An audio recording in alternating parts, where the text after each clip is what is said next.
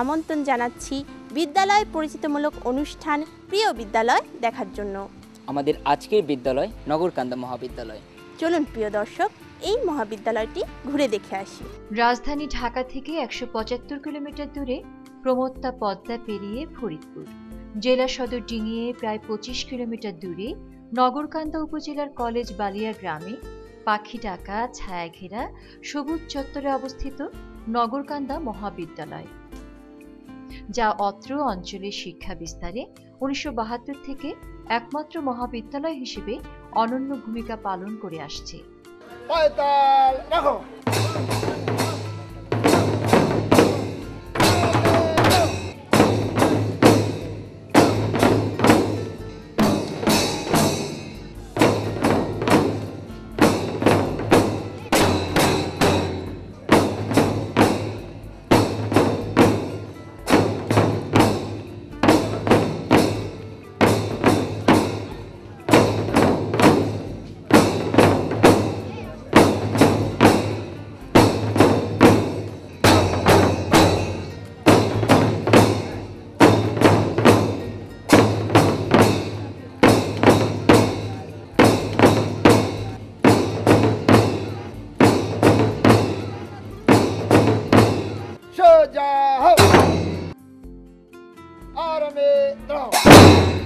মানুষের আর্থ-সামাজিক উন্নতির মূলে রয়েছে শিক্ষা।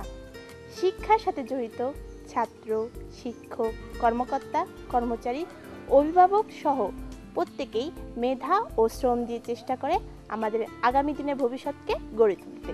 এবার অধ্যক্ষ মোহাম্মদ আবু বক্কর মিয়ার কথা ও সুরে একটি জারি শুনব, আর পরিবেশন করবে এই কলেজেরই ছাত্র, শিক্ষক ও অন্যান্য কর্মকর্তাগণ। প্রথমে বন্দনা করি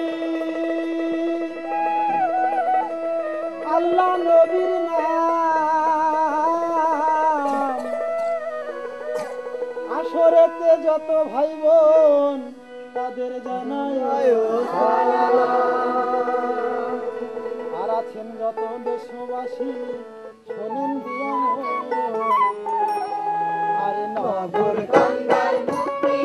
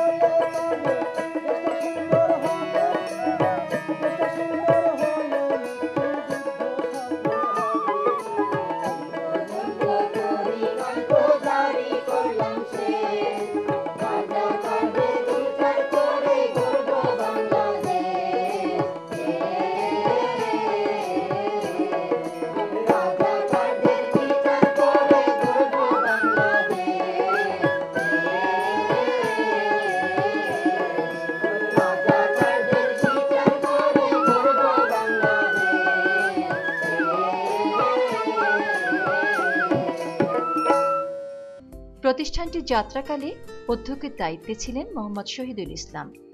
সময়ের ধারাবাহিকতায় উপাধ্যক্ষ মনোরঞ্জন বিশ্বাসকে সাথে নিয়ে বর্তমানে অধ্যক্ষের দায়িত্ব পালন করছেন মোহাম্মদ আবু বকর মিয়া। 1970 সালে নির্বাচনী সভায় এসেছিলেন বঙ্গবন্ধু শেখ মুজিবুর রহমান এমএন একাডেমি ময়দানে। সেখানে তিনি শিক্ষার উপরে গুরুত্ব আরোপ করে বক্তব্য দিয়েছিলেন। এলাকার মানুষ নগরকান্দা একটা উচ্চশিক্ষা প্রতিষ্ঠান স্থাপনের জন্যে উদ্গ্রীব ছিল তখন থেকেই, কিন্তু স্বাধীনতা যুদ্ধের পরে 1972 সনে এই এলাকার এমএনএ, এমপিএ এবং স্থানীয় উদ্যোগী মানুষ নগরকান্দার এই মহাবিদ্যালয়টিকে প্রতিষ্ঠার উদ্যোগ গ্রহণ করে। প্রথমে এই প্রতিষ্ঠানের কার্যক্রম শুরু হয় এমএন একাডেমিতে। কিছুদিন পরে এই যে জায়গাটি আমাদের এই বোর্ডে উল্লেখিত যে জমিদাতাগণ আছেন তারা দান করায় এখানেই প্রতিষ্ঠানটি শুরু হয় এবং সর্বতোভাবে এলাকার মানুষ সহযোগিতা করেন। প্রথমে মানবিক এবং বিজ্ঞান বিভাগ নিয়ে এর যাত্রা শুরু চলতে থাকে, কিন্তু 75-এ সেই দুর্যোগের পর বঙ্গবন্ধুর হওয়ার পরে এর কার্যক্রম কিছুটা স্থিমিত থাকে। পরবর্তীতে কলেজটিকে আবার সচল করবার অবস্থা তৈরি হয়। আমাদের বর্তমান নেত্রী সৈয়দা সাজদা চৌধুরী যখন এলাকায় আসেন তিনি দায়িত্ব গ্রহণ করেন শিক্ষা উন্নয়নের এবং এই এলাকার সার্বিক উন্নয়নের। সাথে সাথে কলেজটি আবার সচল হতে শুরু করে। আমাদের এখানকার সমস্ত ভবনগুলো, সমস্ত আমাদের যে অবকাঠামো, এতে সৈয়দা সাজেদা চৌধুরীর অবদান অনন্য। তিনি উদ্বোধন করেছেন যেখানে বসে আমরা আজকে কথা বলছি, সে ভবনটির এবং এর ব্যবস্থাপনার দায়িত্বেও ছিলেন তিনি। পরবর্তীতে আরও কিছু ভবন এখানে নির্মিত হয়েছে। এখানে চালু হয়েছে বিজ্ঞান বিভাগ, চালু হয়েছে কারিগরি বিভাগ এবং আমরা আমাদের কলেজে ডিগ্রি খুলতে সমর্থ হয়েছি আমাদের এলাকার শিক্ষানুরাগী মানুষের সহযোগিতায়, আমাদের শিক্ষকদের সহযোগিতায়। এখন আমাদের ছাত্রছাত্রীর সংখ্যা 1187 জন। আমাদের বর্তমান গভর্নিং বডির সভাপতি জনাব আয়মান আকবর চৌধুরী দায়িত্বে এসেছেন। তার উদ্যম, উৎসাহ এবং সর্বোপরি তার সহযোগিতা এ নিয়ে আমরা এগিয়ে চলেছি নিরন্তর। এবং তিনি আমাদের এখানে ছাত্রবৃত্তি দেওয়ার ব্যবস্থা করেছেন, ছাত্রদের উৎসাহিত করবার জন্যে আরও বৃত্তি এনে দেওয়ার ব্যবস্থা করেছেন, ছাত্রদের উৎসাহিত করবার জন্য। প্রাতিষ্ঠানিক শিক্ষার পাশাপাশি পুরুষমুক্ত, সুন্দর, সুসজ্জিত ও পরিমার্জিত জীবন গঠনের জন্য সুসাহিত্যের অনুশীলন একান্ত কাম্য। কেননা জাতি হিসেবে তারাই উন্নত ও পরিচ্ছন্ন যাদের সাহিত্য ও সংস্কৃতি উন্নত। তাই সুসাহিত্য চর্চা করা ছাত্র জীবনের একান্ত কাম্য। চলুন প্রিয় দর্শক, এবার আমরা সুরভি বিশ্বাসের একটি পাহাড়ি নাচ দেখে আসি।